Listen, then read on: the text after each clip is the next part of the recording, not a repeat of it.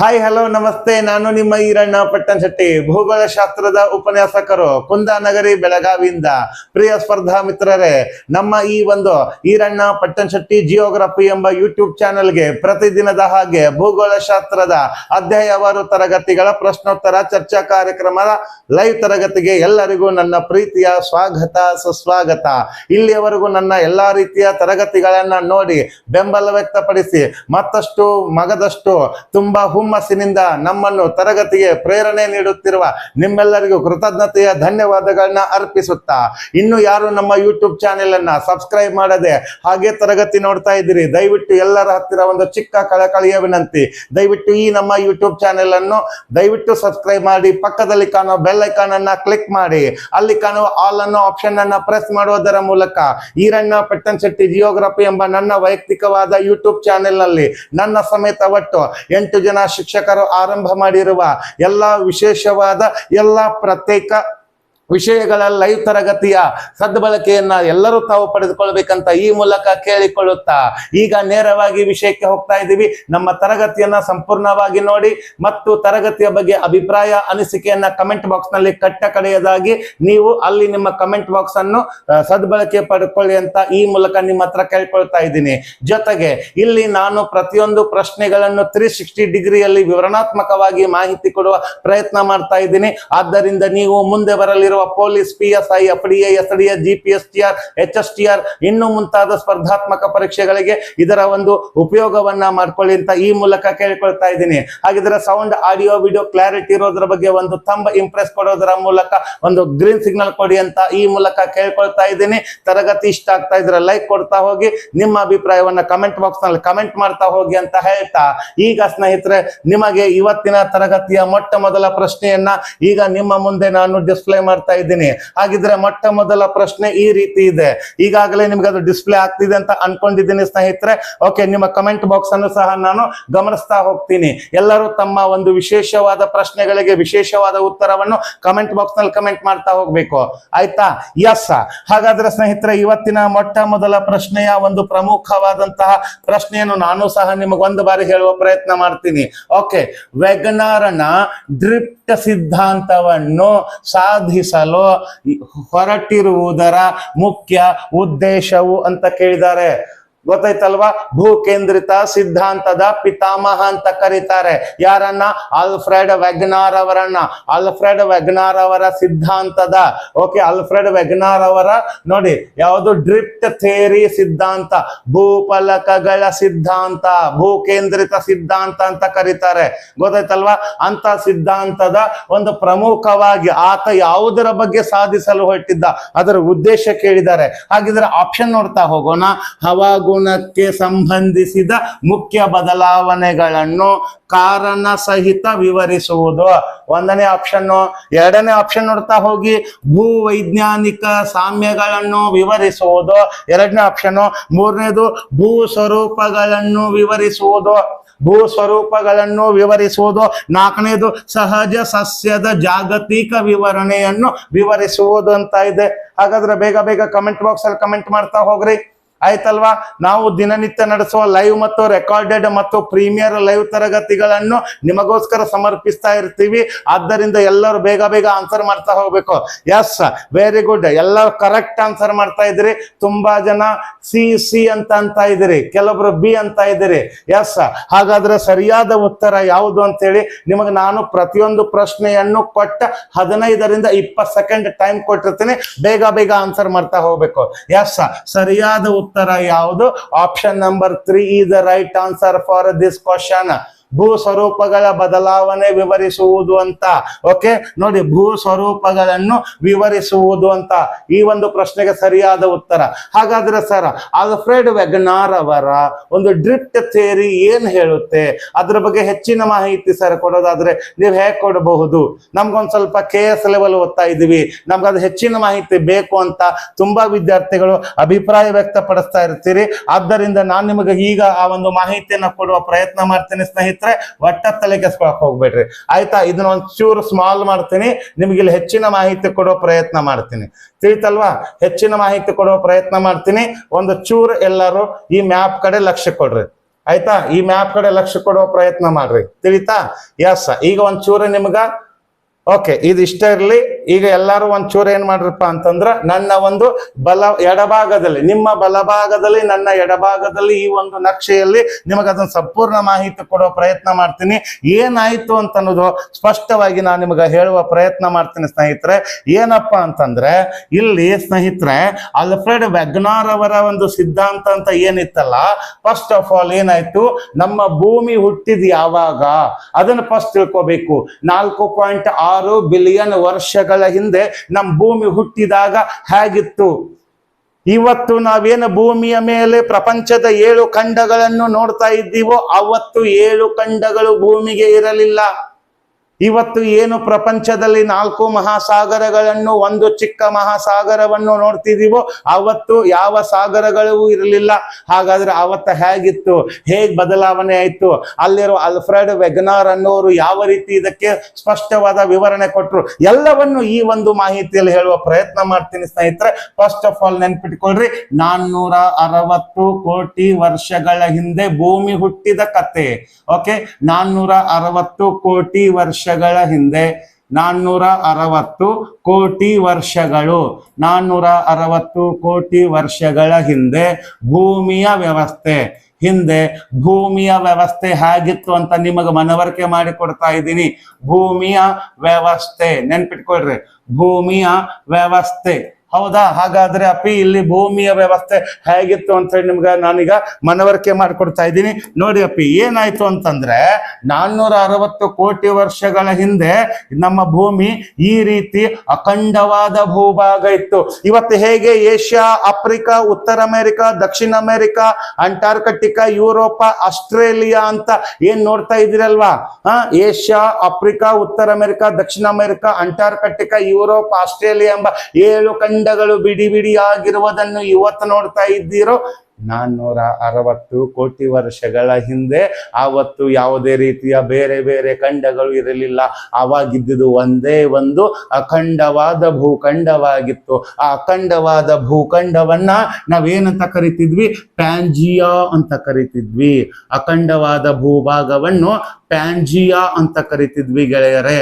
ನೆನ್ಪಿಟ್ಕೊಳ್ರಿ, Pangaea ಅಂತ ಕರಿತಿದ್ವಿ. ಯಾವ್ದಿದು? ಭೂರಾಶಿ. ಇದು ಭೂರಾಶಿ, bracket ಒಳಗೆ ಬರೀತೀನ, ಭೂರಾಶಿ ಅಂತ ಬರೀತೀನಿ. ಹಾಗಾದ್ರೆ ಈ ಅಖಂಡವಾದ ಭೂರಾಶಿಯ ಮೇಲೆ ಏನಾಯ್ತು ಅಂತಂದ್ರೆ, ಈ ಅಖಂಡವಾದ ಭೂರಾಶಿ ಇವತ್ತು ಹೇಗೆ ಆ ಭೂಮಿಯ ಮೇಲೆ ಹಲವಾರು ತಗ್ಗು ದಿನ್ನೆಗಳು, ಕಂದರಗಳು, ಕಣಿವೆಗಳು, ಸಮುದ್ರ, ಸಾಗರ, ಸರೋವರ, ಬೆಟ್ಟ, ಪರ್ವತ, ಗುಡ್ಡ, ಗಿರಿಧಾಮಗಳು ಇವತ್ತೇನ್ ನೋಡ್ತಿದೀವೋ, ಆವತ್ತು ನಮ್ಮ ಭೂಮಿ ಮೇಲೆ ಏನೂ ಇರಲಿಲ್ಲ. ಅವತ್ತು ನಮ್ಮ ಭೂಮಿಯ ಹೊರಭಾಗವು ಬೆಂಕಿಯ ಉಂಡೆಯಾಗಿತ್ತು. ಗೊತ್ತೈತಲ್ವಾ? ಅಖಂಡವಾದ ಒಂದು ಭೂಭಾಗವಿತ್ತು, ಅದನ್ನ ಪ್ಯಾಂಜಿಯಾ ಅಂತ ಕರೀತಿದ್ರು. ಆ ಪ್ಯಾಂಜಿಯಾ ಎಂಬ ಭೂಭಾಗ, ಅಖಂಡವಾದ ಭೂಭಾಗ ಬೆಂಕಿಯ ಉಂಡೆಯಾಗಿತ್ತು. ಕಂಪ್ಲೀಟ್ ಹೊರಭಾಗವು ಬೆಂಕಿಯ ಉಂಡೆಯಾಗಿತ್ತು. ಈ ಬೆಂಕಿಯ ಉಂಡೆಯಾಗಿದ್ದ ಇದರ ಮೇಲೆ ಏನಾಗುತ್ತೆ? ಆಸಿಡ್ ರೇನ್ ಉಂಟಾಗುತ್ತದೆ. ಯಾವ ರೇನ್ ಉಂಟಾಗುತ್ತದೆ? Acid rain. ಓಕೆ, ಆಮ್ಲ ಮಳೆ.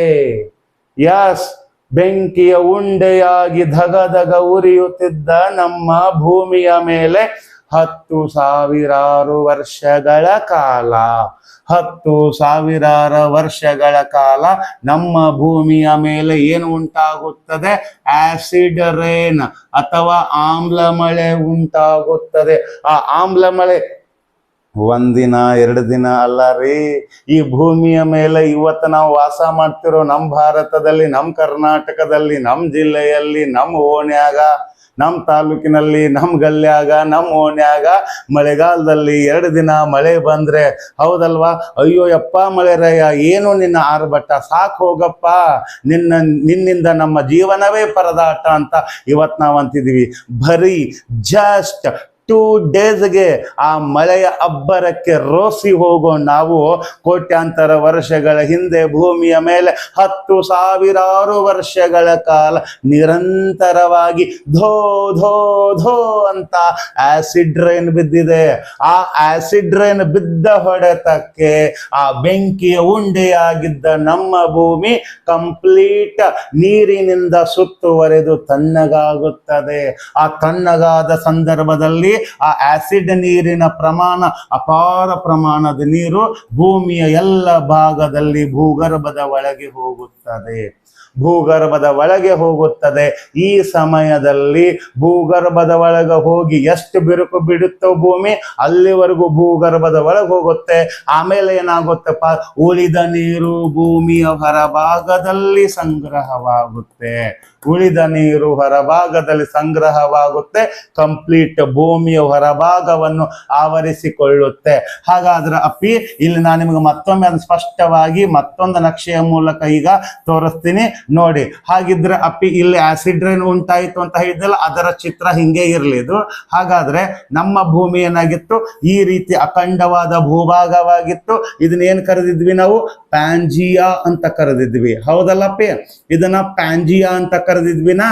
ಹಾಗಾದ್ರೆ ಇಲ್ಲೇನು ನೀರು ಸುತ್ತುವರಿತಲ್ಲಪ್ಪಿ, ನಮ್ಮ ಭೂಮಿಯ ಸುತ್ತುವರೆದಿರುವ ಆ ಜಲರಾಶಿ ಇತ್ತಲ್ಲ, ಆ ಜಲರಾಶಿಯನ್ನ ಏನ್ ಕರೆದ್ರು ನೋಡಿ, ಇದ ಭೂರಾಶಿ. ಭೂ ಅಂತ ಬರೀತಾನ ಬ್ರಕೆಟ್ದಾಗ, ಇದು ಭೂರಾಶಿ.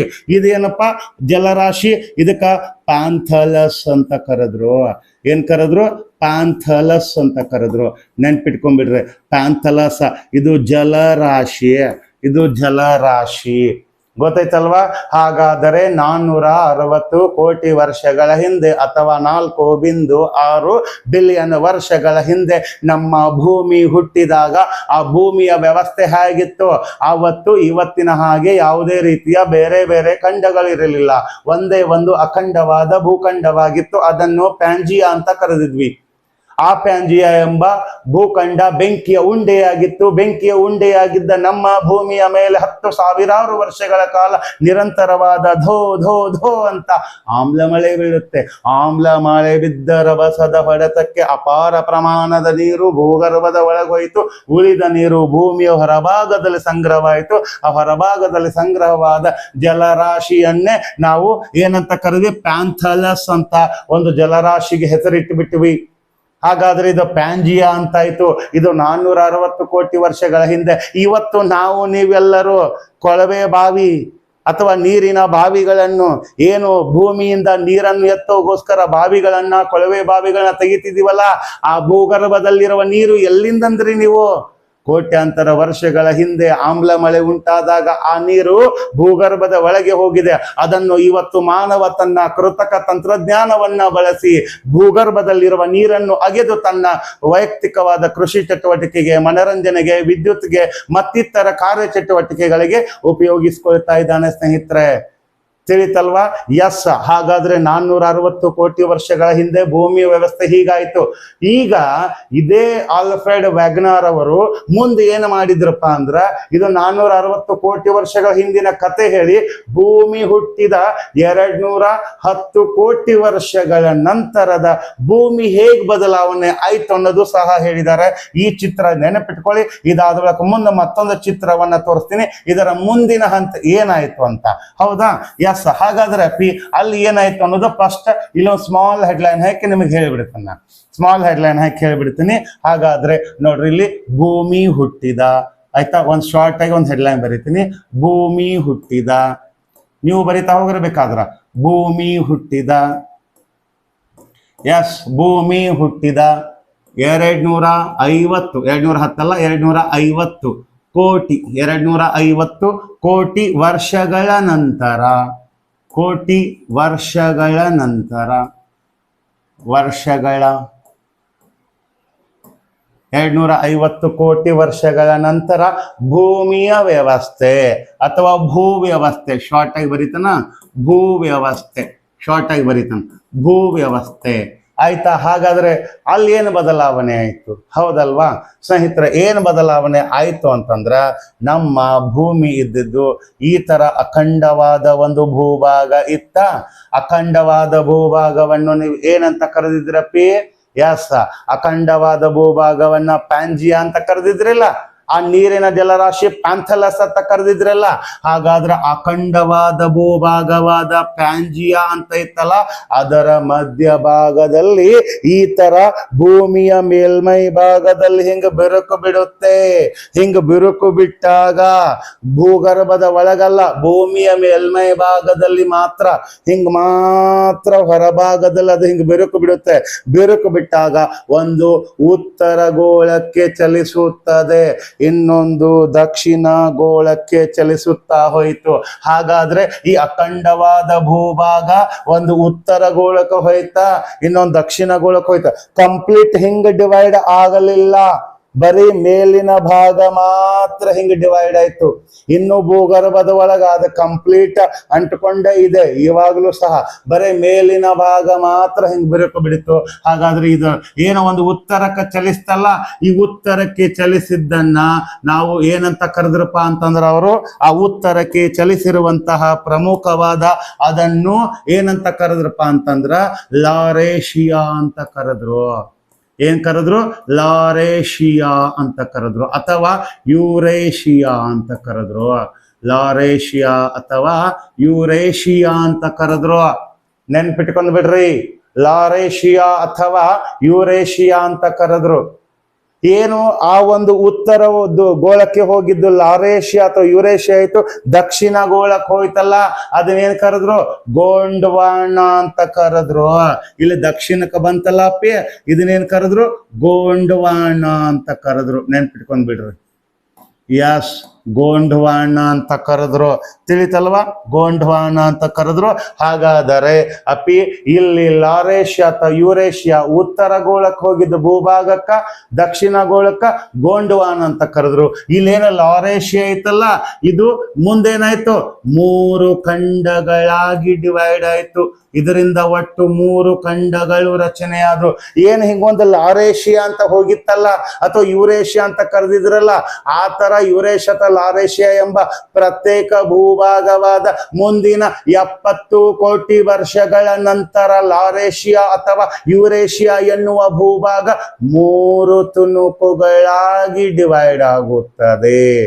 ಈ ರೀತಿ 3 ತುಣುಕುಗಳಾಗಿ ಡಿವೈಡ್ ಆಗುತ್ತೆ. ಆ 3 ತುಣುಕುಗಳೇ ಇಂದಿನ ಉತ್ತರ ಅಮೇರಿಕಾ ಖಂಡ, ಯುರೋಪ್ ಖಂಡ ಮತ್ತು ಏಷ್ಯಾ ಖಂಡ. ಯಾವುದನ್ನು ಹೊರತುಪಡಿಸಿ, ಭಾರತ ಎಂಬ ದೇಶವನ್ನು ಹೊರತುಪಡಿಸಿ ಆ ಲಾರೇಶಿಯಾ ಅಥವಾ ಯುರೇಶಿಯಾ 3 ಖಂಡಗಳಾಗಿ ಡಿವೈಡ್ ಆಯ್ತು.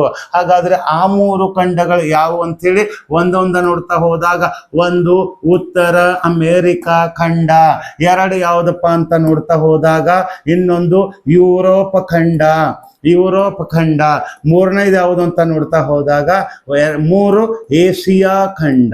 ಯಾವ ಖಂಡ? ಏಷ್ಯಾ ಖಂಡ. ಬಟ್ ಇಂಡಿಯಾ ಹೊರತುಪಡಿಸಿ, ಇಂಡಿಯಾ ಹೊರತುಪಡಿಸಿ, ಅದಕ್ಕೆ ಇಂಟು ಹಾಕಿನ್, ಇಂಡಿಯಾ ಹೊರತುಪಡಿಸಿ. ಮತ್ತ ಸರ್ ಇಂಡಿಯಾದ ಎಲ್ಲಿ ಬತ್ರಿ? ಮುಂದೆ ಹೇಳ್ತಾನ, ನೀವು ತಲೆ ಕೆಡಿಸ್ಕೋಬೇಡ್ರಿ. ಒಟ್ಟ 360 ಡಿಗ್ರಿ ಒಳಗೆ ಇನ್ಫಾರ್ಮೇಶನ್ ಕೊಡ್ತಾನ. ಏನ್ ಸರ ಒಂದು ಕ್ವಶನ್ 15 ನಿಮಿಷ ಅಂದ್ರ ನಮ್ಗೆ ಯಾವಾಗ ಮುಗಿಯೋದ್ರಿ? ನಾವು ಒಂದಿನಕ್ಕೆ 50 ಕ್ವಶನ್ ತೊಗೊಂಬರ್ತಾರೆ ಅಂತ ಹೇಳಿ ಎಲ್ಲಾ ಕೆಲಸ ಬಿಟ್ಟು ನಿಮ್ಮ ಲೈವ್ ಕ್ಲಾಸ, ರೆಕಾರ್ಡೆಡ್ ಕ್ಲಾಸ ನಾವು ನೋಡಕ್ ಬಂದ್ರ, ನೀವು ನೋಡಿದ್ರ ಒಂದ ಕ್ವಶನ್ ಫುಲ್ ರಾಮಾಯಣ ಹೇಳತ್ತಾರೆ ಅಂತ ಹೇಳಿ ಬೇಜಾರಾಗಬೇಡಿ. ನೀವು ಬೇಜಾರು ಮಾಡ್ಕೊಳಂಗಿಲ್ಲ ಅಂತ ನಂಗೆ ಗೊತ್ತೈತೆ. ಯಾಕಳು ನನ್ನ ಸಬ್ಸ್ಕ್ರೈಬರ್ಸ್ ಎಲ್ಲರೂ ನೀವು ಹೈ ಲೆವೆಲ್ ಎಕ್ಸಾಮ್ ಫೇಸ್ ಮಾಡುವ ಸಬ್ಸ್ಕ್ರೈಬರ್ ಇದ್ರಿ. ನೀವು ಆಟಕ್ಕುಂಟು ಲೆಕ್ಕಕ್ಕಿಲ್ಲದ ಸಬ್ಸ್ಕ್ರೈಬರ್ ಅಲ್ಲ ನೀವು. ಇಂದಿಲ್ಲ ನಾಳೆ ನಿಮ್ಮ ತಂದೆ ತಾಯಿಯ ಕನಸನ್ನು, ನಿಮ್ಮ ಕನಸನ್ನು ನನಸು ಮಾಡಬೇಕಂತೇಳಿ ನನ್ನ ಯೂಟ್ಯೂಬ್ ಚಾನೆಲ್ಗೆ ಸಬ್ಸ್ಕ್ರೈಬರ್ ಆಗಿ ಬಂದಿರೋ ನಿಮಗೆ ನನ್ನ ಕಡೆಯಿಂದ ಚಿಕ್ಕ ಅಳಿಲು ಸೇವೆ ಯಾವಾಗಲೂ ಇರುತ್ತೆ. ಒಟ್ಟ ತಲೆ ಕೆಡಿಸ್ಕೋಕ್ ಹೋಗ್ಬೇಡಿ. ಮುಂದಿನ ದಿನಮಾನಗಳಲ್ಲಿ ನನ್ನದೇ ಆಗಿರುವ ಒಂದು ಆ್ಯಪ್ ಇದೆ. ಆ್ಯಪ್ ಬಗ್ಗೆ ಇನ್ಫಾರ್ಮೇಶನ್ ಕೊಡ್ತೀನಿ.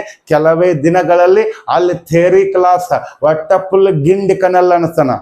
ಚಾಪ್ಟರ್ ವೈಸ್ ಥಿಯರಿ ಕ್ಲಾಸ್, ಇಲ್ಲಿ MCQ ಕ್ಲಾಸ್, ಅಲ್ಲಿ ಥಿಯರಿ ಕ್ಲಾಸ್, ಅಲ್ಲಿ ಮತ್ತೆ ನಿಮ್ಗೆ ಫುಲ್ ಹುಯಿ ದಡಲ್ ಗಿಂಡಿ ಕನಲ್ ತರಗತಿ ಮಾಡೋಣ, ತಲೆ ಕೆಡಿಸ್ಕೋಬೇಡ್ರಿ, ಆಯ್ತಲ್ಲ. ಎಸ್, ಹಾಗಾದ್ರೆ ಅಪ್ಪಿ ಇಲ್ಲಿ ನೋಡಿ ಗೋಂಡ್ವಾನ ಎಂಬ ಭೂಭಾಗ ಐತ್ಲ, ಇದು 4 ಖಂಡಗಳಾಗಿ ಡಿವೈಡ್ ಆಯ್ತು. ಹೇಗೆ? ಈ ತರ ಉತ್ತರ ಗೋಳಕ್ಕೊಂದು ದಕ್ಷಿಣ ಗೋಳಕ್ಕೊಂದು ಹೋಯ್ತು. ಉತ್ತರ ಗೋಳ ಲಾರೇಷ್ಯಾ ಯುರೇಷ್ಯಾ ಆಯ್ತು. ಇದು ಹೆಂಗ 3 ಖಂಡಗಳಾಗಿ ಡಿವೈಡ್ ಆಯ್ತು. ಆ ದಕ್ಷಿಣ ಗೋಳಕ್ಕೆ ಹೋದಂತಹ ಆ ಏನು ಒಂದು ಗೋಂಡ್ವಾನ ಅಂತ ಕರೆದ್ವಲ್ಲ, ಆ ಗೋಂಡ್ವಾನ ಕಂಪ್ಲೀಟ್ ಆಗಿ ಈ ತರ ದಕ್ಷಿಣ ಗೋಳಕ್ಕೆ ಹೋದ. ಮುಂದಿನ 120 ಕೋಟಿ ವರ್ಷಗಳ ನಂತರ ಆ ಗೋಂಡ್ವಾನ ಮತ್ತೆ 4 ತುಣುಕುಗಳಾಗಿ ಡಿವೈಡ್ ಆಯ್ತು. ಆ 4 ತುಣುಕುಗಳೇ ಇವತ್ತಿನ 4 ಖಂಡಗಳಾಗಿವೆ. ಆ 4 ಖಂಡಗಳೇ ಇವತ್ತಿನ ದಕ್ಷಿಣ ಅಮೆರಿಕಾ, ಆಫ್ರಿಕಾ, ಅಂಟಾರ್ಕಟಿಕಾ, ಆಸ್ಟ್ರೇಲಿಯಾ ಎಂಬ 4 ಖಂಡಗಳು ಗೋಂಡ್ವಾನದಿಂದ ನಿರ್ಮಾಣವಾಗಿವೆ. ಹಾಗಾದ್ರೆ ಎಷ್ಟು ಖಂಡಗಳು? 4 ಖಂಡಗಳು. ನೆನ್ಪಿಟ್ಕೊಂಡ್ಬಿಡ್ರಿ, 4 ಖಂಡಗಳು. ಆಯ್ತಾ? 4 ಖಂಡಗಳ. ಹಾಗಾದ್ರೆ ಅವು ಯಾವ್ಯಾವ ಅಂತ ಹೇಳಿ ನೋಡ್ಬಿಡೋಣ ಅಪ್ಪಿ, ಹೌದಾ ಇಲ್ವಾ? ಒಂದು ಯಾವ್ದಪ್ಪ? ಎಸ್, ದಕ್ಷಿಣ ಅಮೇರಿಕಾ. ಒಂದ್ ಯಾವ್ದ್ರಿ? ದಕ್ಷಿಣ ಅಮೇರಿಕಾ. 2 ಯಾವ್ದಂತ ಕೇಳ್ತಾರಪ್ಪಿ?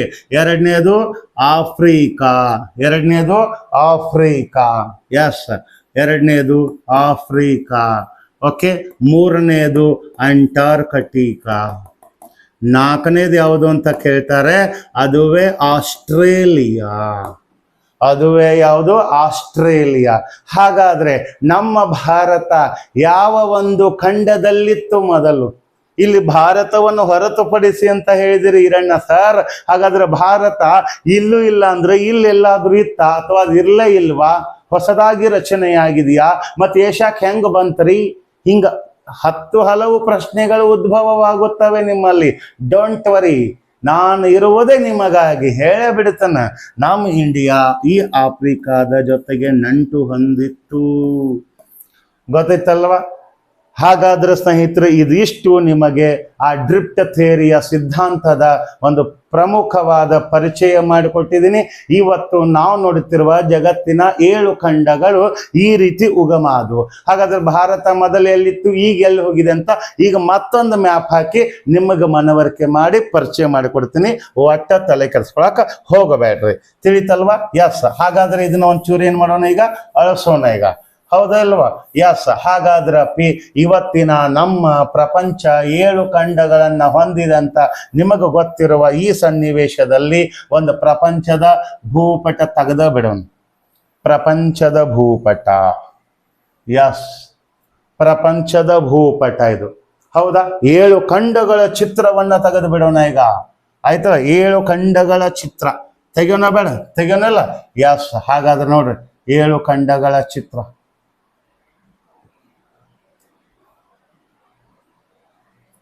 ಎಸ್, ಉತ್ತರ ಅಮೇರಿಕಾ ಖಂಡ,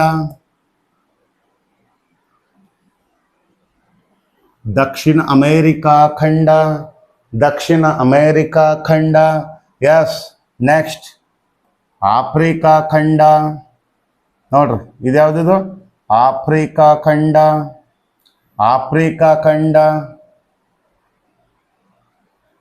ಯುರೋಪ್ ಖಂಡ. ನೆಕ್ಸ್ಟ್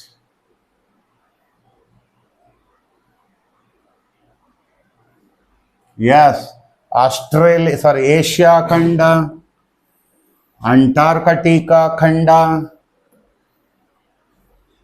ಆಸ್ಟ್ರೇಲಿಯಾ ಖಂಡ. ಬಟ್ ನಮ್ಮ ಭಾರತ ಎಲ್ಲಿತ್ತು ಗೊತ್ತಾಪಿ? ನಮ್ಮ ಭಾರತ ನಿಮ್ಗ ಇಲ್ಲಿ ಕಲರ್ ಚೇಂಜ್ ಮಾಡಿ ತೋರಿಸ್ತಾ ಇದ್ದೀನಿ ನೋಡ್ರಿ. ನಮ್ಮ ಭಾರತ ಮೊದಲ ಹಿಂಗಿತ್ತು. ಎಸ್, ಇಲ್ಲಿ ಏನ ನಿಮಗ ನೋಡ್ರಿ, ಇಲ್ಲ ಇದ ನಾರ್ತ್ ಅಮೇರಿಕಾ ಖಂಡ, ಸೌತ್ ಅಮೇರಿಕಾ ಖಂಡ, ಅಂಟಾರ್ಕಟಿಕಾ ಖಂಡ, ಓಕೆ, ಆಫ್ರಿಕಾ ಖಂಡ, ಯುರೋಪ್ ಖಂಡ, ಏಷ್ಯಾ ಖಂಡ, ಆಸ್ಟ್ರೇಲಿಯಾ ಖಂಡ. ಯಾವ್ದ್ರಿ? ಆಸ್ಟ್ರೇಲಿಯಾ ಖಂಡ. ಓಕೆ, 7 ಖಂಡಗಳಾದು ಅಪ್ಪಿ. ಈ 7 ಖಂಡ ಒಳಗ ಇದು ಏನು ನಮ್ಮ ಭಾರತ ಐತಲ್ಲ, ಆಫ್ರಿಕಾ ಖಂಡದ ಪೂರ್ವ ಭಾಗದಲ್ಲಿತ್ತು. ಹಾಗಾದ್ರೆ ಇದು ಆ ಆಫ್ರಿಕಾ ಖಂಡ ರಚನೆಯಾದ 29 ಕೋಟಿ ವರ್ಷಗಳ ನಂತರ ಆಫ್ರಿಕಾದ ಪೂರ್ವ ಭಾಗದಲ್ಲಿದ್ದ, ನೋಡ್ರಿ ಇದೆಲ್ಲ ಇದು ಏಷ್ಯಾ ಖಂಡ ಇದೆ, ಹೌದಾ? ಆಫ್ರಿಕಾ ಖಂಡದ ಪೂರ್ವ ಭಾಗದಲ್ಲಿದ್ದ ನಮ್ಮ ಭಾರತ ಆ ಒಂದು ಆಫ್ರಿಕಾದಿಂದ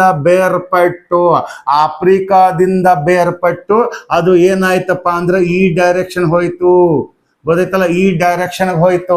ಈ ಡೈರೆಕ್ಷನ್ಗೆ ಆ ಈಶಾನ್ಯ ಭಾಗಕ್ಕೆ ಹೋಯ್ತು. ಅಲ್ಲಿ ಏನೋ ಒಂದು ಏಷ್ಯಾ ಖಂಡ ಐತಲ್ಲ, ಆ ಏಷ್ಯಾ ಖಂಡದ ದಕ್ಷಿಣ ಭೂಭಾಗವಾದ ಅಂಗಾರ ಭೂಭಾಗ ಅಂತ ಇತ್ತು. ಇವತ್ತು ಹೇಗೆ ನಮ್ಮ ಭಾರತದ ದಕ್ಷಿಣ ತುದಿ ತಮಿಳುನಾಡಿನ ಕನ್ಯಾಕುಮಾರಿ ಅಂತ ಕರಿತೀವೋ, ಅವತ್ತು ಏಷ್ಯಾ ಖಂಡದ ದಕ್ಷಿಣ ಭಾಗವಾಗಿರುವ ಟಿಬೇಟ್ ಅಂತ ಇವತ್ತೇನೋ ಒಂದು ದೇಶ ಆಗೋಗೋಸ್ಕರ ಚೀನಾದವ್ರು ಹೋರಾಟ ಮಾಡಿ ಅದನ್ನ ತಮ್ಮ ಆಳ್ವಿಕೆಯಲ್ಲಿ, ತಮ್ಮ ಬತ್ತಳಿಕೆಯಲ್ಲಿ ಇಟ್ಕೊಳ್ತಾ ಇದ್ದಾರೋ, ಅಂತಹ ಟಿಬೇಟಿನ ದಕ್ಷಿಣ ಭಾಗವಾದ ಅಂಗಾರ ಭೂಭಾಗ ಅಂತ ಇತ್ತು. ಹಾಗಾದ್ರೆ ಇಲ್ಲಿರುವಂತಹ ಆ ಏಷ್ಯಾ ಖಂಡದ ದಕ್ಷಿಣ ಭೂಭಾಗವಾದ ಅಂಗಾರ ಭೂಭಾಗಕ್ಕೆ ಆಫ್ರಿಕಾದಿಂದ ಪ್ರತ್ಯೇಕವಾದ ಭಾರತ ಎಂಬ ಉಪಖಂಡ ಬಂದು ಈ ಏಷ್ಯಾ ಖಂಡದ ದಕ್ಷಿಣ ಭಾಗವಾದ ಅಂಗಾರ ಭೂಭಾಗಕ್ಕೆ ಹೋಗಿ ಧಡಲ್ ಅಂತ ಡಿಕ್ಕಿ ಹೊಡೆಯುತ್ತೆ. ಈ ತರ ಧಡಲ್ ಅಂತ ಡಿಕ್ಕಿ ಹೊಡೆದಾಗ ಅಲ್ಲಿ ಸೃಷ್ಟಿಯಾಗಿದ್ದೆ ಹಿಮಾಲಯ ಪರ್ವತ ಶ್ರೇಣಿ, ಗೊತ್ತಾಯ್ತಲ್ಲ? ಆಗ ನಮ್ಮ ಭಾರತ ಹೇಗೆ ರಚನೆ ಆಯಿತು ಅಂತಂದ್ರೆ ಅಪ್ಪಿ, ನಮ್ಮ ಭಾರತ ಇಲ್ಲಿ ಬಂದು ಈ ತರ ರಚನೆ ಆಯಿತು. ಇಲ್ಲೇ ಹಿಮಾಲಯ ಪರ್ವತ ಶ್ರೇಣಿಗಳು ರಚನೆಯಾದವು. ಹೀಗೆ ನಮ್ಮ ಭಾರತ ಆಫ್ರಿಕಾದಿಂದ ಪ್ರತ್ಯೇಕಗೊಂಡು ಎಲ್ಲಿ ಹೋಯ್ತು?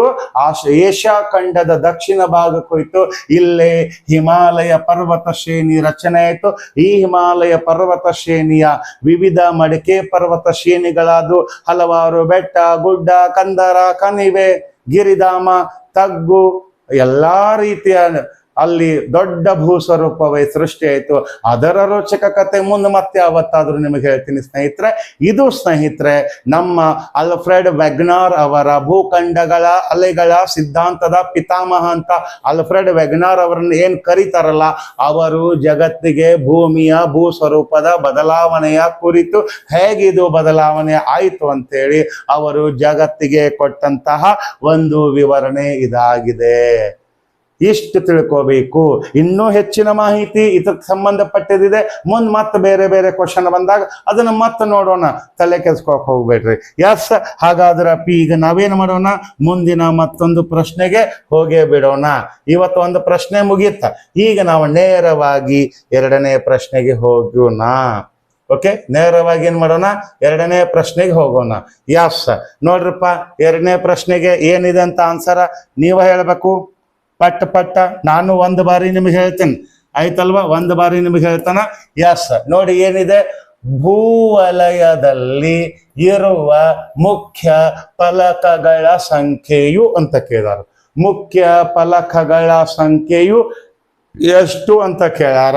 ಆಪ್ಷನ್ ನಂಬರ್ ನೋಡ್ರಿ 6, 7, 5, 4 ಅಂತ ಇದೆ, ಗೊತ್ತಾಯ್ತಲ್ವಾ?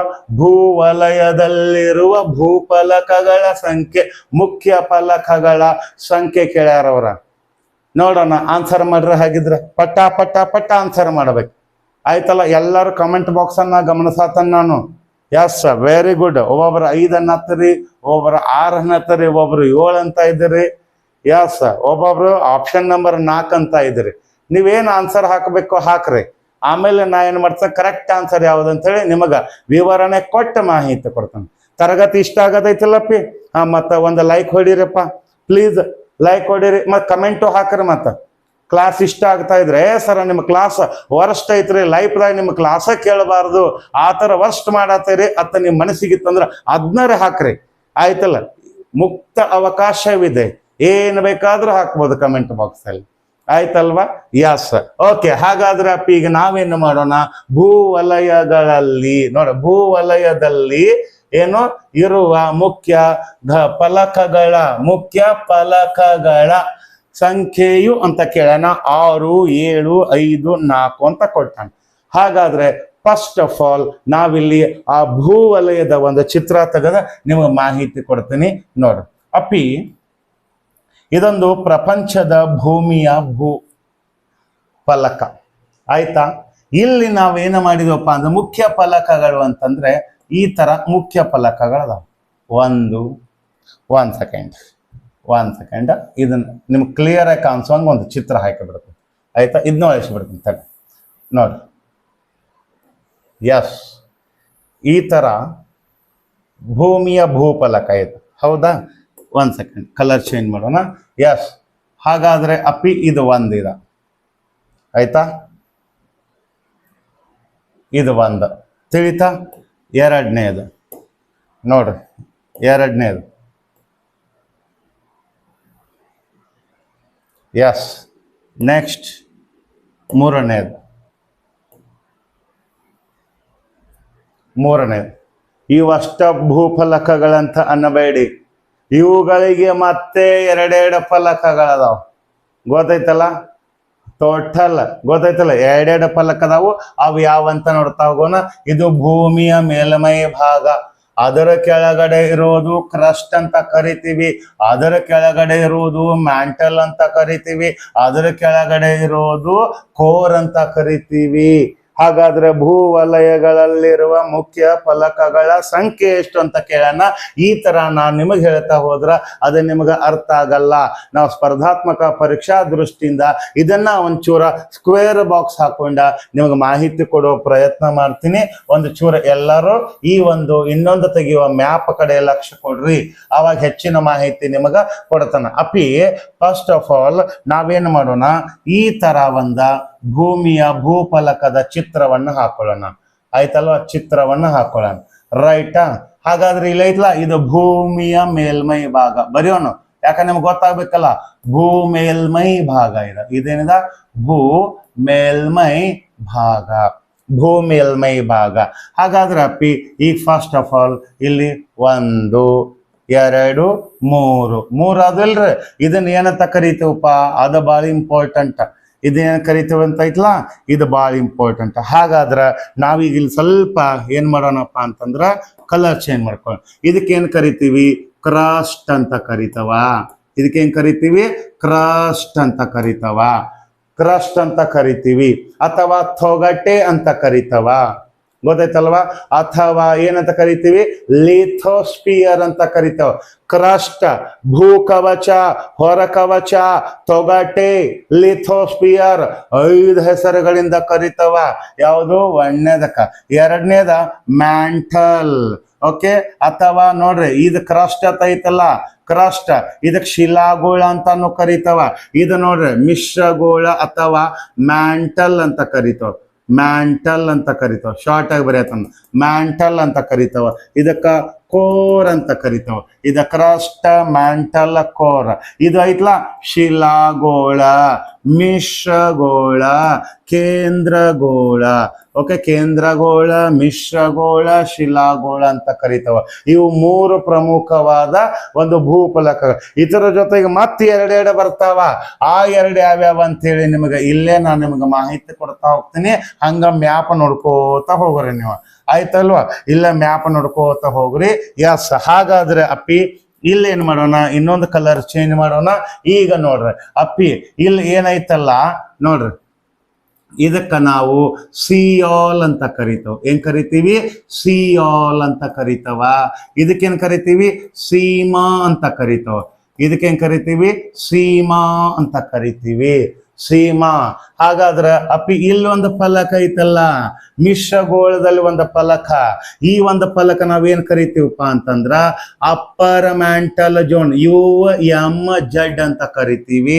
ಇಲ್ಲಿದ್ದಕ್ಕ LMZ, ಲೋವರ್ ಮ್ಯಾಂಟಲ್ ಜೋನ್ ಅಂತ ಕರಿತವ. ನೆಕ್ಸ್ಟ್ ಇಲ್ಲಿ ಮಾತ್ರ ಒಂದು ಬರ್ದೈತ, ಇದಕ್ಕ ಔಟರ್ ಕೋರ್ ಅಂತ ಕರಿತವು. ಇದಕ್ಕ ಇನ್ನರ್ ಕೋರ್ ಅಂತ ಕರಿತವ. ಏನ್ ಕರಿತೀವಿ, ಇನ್ನರ್ ಕೋರ್ ಅಂತ ಕರಿತವ. ಹಾಗಾದ್ರೆ ಭೂಮಿಯ ಭೂಫಲಕಗಳ ಒಟ್ಟು ಮುಖ್ಯ ಭೂಫಲಕಗಳ ಸಂಖ್ಯೆ ಎಷ್ಟು ಕೇಳ್ತಾರ? 6. ನೆನಪಿಟ್ಕೊಳ್ಳಿ. ಹಾಗಾದ್ರೆ ಇಲ್ಲಿ ಸರಿಯಾದ ಉತ್ತರ ಆಪ್ಷನ್ ನಂಬರ್ 1, 6. ನೆನಪಿಟ್ಕೊಂಡು ಬಿಡ್ರಿ. ಮತ್ತಿಲ್ಲಿ ಪ್ರತಿಯೊಂದು ಭೂಫಲಕಗಳ ನಡುವಿನ ಆ ಒಂದು ವಿಭಜನಾ ವಲಯಕ್ಕೆ ಏನ್ ಕರೀತಾರೋ ಅದು ಅದೆಷ್ಟು ಕಿಲೋಮೀಟರ್ ಒಳಗಡೆ ವ್ಯಾಪಿಸಿದೆ? ಶಿಲಾಗೋಳ ಅಂತಾನೆ ಯಾಕೆ ಕರೆದ್ರಪ್ಪ ಇದನ್ನ ಮಿಶ್ರಗೋಳ ಅಂತಾನೆ ಯಾಕೆ ಕರೆದ್ರು? ಇದನ್ನ ಕೇಂದ್ರಗೋಳ ಅಂತಾನೆ ಯಾಕೆ ಕರೆದ್ರು? ಎಲ್ಲಾ ರೀತಿಯ ಅದ್ಭುತ ಮಾಹಿತಿ ಇದೆ. ಅದನ್ನ ಭೂಮಿಯ ಅಂತರಾಳ ಅಥವಾ ಲೇಯರ್ ಆಫ್ ದಿ ಅರ್ತ್ ಅಥವಾ ಭೂಮಿಯ ಅಂತರಾಳ ಎನ್ನುವ ಅಧ್ಯಾಯದಲ್ಲಿ ಕಂಪ್ಲೀಟ್ ನಿಮಗ ಅಧ್ಯಾಯ ಬರೋ ತರಗತಿಯಲ್ಲಿ ಹೆಚ್ಚಿನ ಮಾಹಿತಿ ಕೊಡ್ತೀನಿ.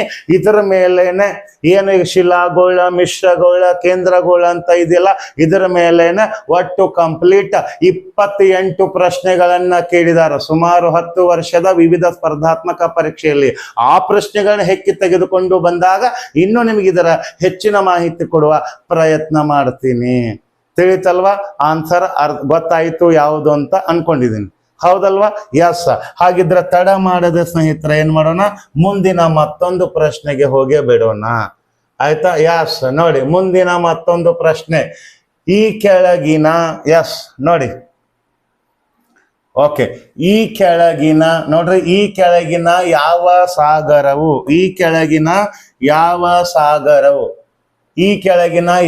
ಸಾಗರವು ಭೂಕವಚದ ಪದರದ ಚಲನೆಯಿಂದ ವಿಸ್ತಾರವಾಗುತ್ತಿದೆ ಅಂತ ಕೇಳ್ತಾರ. ಗೊತ್ತಾಯ್ತಲ್ಲ? ಯಾವ ಸಾಗರಪ್ಪ ಅಂತಂದ್ರ ನೋಡ್ರಿ, ಇಲ್ಲಿ ಶಾಂತ ಸಾಗರ ಅಥವಾ ಪೆಸಿಫಿಕ್ ಸಾಗರ, ಅಟ್ಲಾಂಟಿಕ್ ಸಾಗರ ಅಥವಾ ಅಟ್ಲಾಂಟಿಕ್ ಸಾಗರ, ಮೂರನೇದು ಹಿಂದೂ ಮಹಾಸಾಗರ ಅಥವಾ ಇಂಡಿಯನ್ ಓಸಿಯನ್, ನಾಲ್ಕನೇದು ಆರ್ಕಟಿಕ್ ಸಾಗರ ಅಂತ ಇದೆ. ಹಾಗಾದ್ರೆ ಆನ್ಸರ್ ಮಾಡ್ತಾ ಹೋಗ್ರಿ, ನೋಡೋಣ. ಈ ಕೆಳಗಿನ ಯಾವ ಸಾಗರವು ವಿಸ್ತಾರವಾಗುತ್ತಾ ಹೋಗುತ್ತಿದೆ ಅಂತ ಅವ್ ಪ್ರಶ್ನೆ ಕೇಳಿಬಿಟ್ಟಾನ.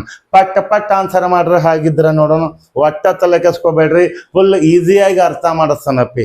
ಆಯ್ತಲ್ವಾ? ನೋಡಿ, ನಾವು ಎಡಬಿಡದೆ ಮಾತಾಡ್ತಾ ನಿಮ್ಮ ಅಟ್ರಾಕ್ಷನ್ ಈ ಕಡೆ ಇರ್ಲಿ ಅಂತ ಹೇಳಿ ನಿಮಗೆ ಇಷ್ಟೊಂದು ಸರಳವಾಗಿ ಪಾಠ ಮಾಡ್ತಿರ್ತೀವಿ. ನೀವು ಸಹ ಕರೆಕ್ಟ್ ಆಗಿ ಪಾಠ ಕೇಳಬೇಕು. ಅದು ಬಿಟ್ಟು ಸರ್ ಇದ್ದವ್ರ ಕ್ವಶನ್ ಕೇಳಿದಾಗ ಮಾತ್ರ ಆನ್ಸರ್ ಮಾಡೋನು, ಅವ್ರ ಎಕ್ಸ್ಪ್ಲನೇಷನ್ ನಮಗೆ ಬೇಡ, ಒಂಚೂರು ವಾಟ್ಸಪ್ ಹೋಗಿ ಬರೋನು, ಅಲ್ಲಿ ಯಾರಾದರೂ ಮೆಸೇಜ್ ಮಾಡಿರ್ತಾರೋ ಅಲ್ಲಿ ರಿಪ್ಲೈ ಮಾಡಿ ಬರೋನು, ಫೇಸ್ಬುಕ್ ಹೋಗೋನು, ಅಲ್ಲಿ ಸ್ಟೋರಿ ಹಾಕಿರ್ತಾರೋ ಅದನ್ನ ನೋಡಿ ಬರೋನು, ಇನ್ಸ್ಟಾಕ್ ಹೋಗೋನು, ಅಲ್ಲೊಂದು ಪೋಸ್ಟ್ ಮಾಡಿರ್ತಾರ ಅದನ್ನ ನೋಡಿ ಬರೋನು, ಆಮೇಲೆ ಸರ್ ಕಡೆ ಬರೋನು. ಈ ತರ ಕೆಲವು ಸ್ಪರ್ಧಾರ್ಥಿಗಳಿದ್ದೀರಿ. ಆ ತರ ಯಾರಾದ್ರೂ ಅಲ್ಲೊಂದು 2 ನಿಮಿಷ, ಇಲ್ಲೊಂದು 2 ನಿಮಿಷ, ಅಲ್ಲೊಂದು 2 ನಿಮಿಷ, ಈ ತರ ಸಮಯ ವ್ಯರ್ಥ ಮಾಡಿಕೊಂಡು ನಮ್ಮ ಚಾನೆಲ್ ನೋಡೋದಾದ್ರೆ ದಯವಿಟ್ಟು ನೀವು ಅನ್ಸಬ್ಸ್ಕ್ರೈಬ್ ಆಗಿ ಸುಮ್ಮನೆ ಡಾಟಾ ವೇಸ್ಟ್ ಮಾಡಬೇಡಿ. ನೀವು ವಾಟ್ಸಪ್, ಟೆಲಿಗ್ರಾಮ, ಇನ್ಸ್ಟಾದಲ್ಲಿ ಟೈಮ್ ವೇಸ್ಟ್ ಮಾಡಿಕೊಂಡು ಅಲ್ಲಿ ನೀವು ಆರಾಮ್ ಕಾಲಹರಣ ಮಾಡಿ ನಾನೇನು ಅನ್ನಲ್ಲ ನಿಮ್ಗೆ. ಆಯ್ತಲ್ಲವ ಗೆಳೆಯರೆ? ಬೇಜಾರಾಗಬೇಡಿ ಹಿಂಗೆ ಅಂತಿದ್ದೀನಿ ಅಂತ.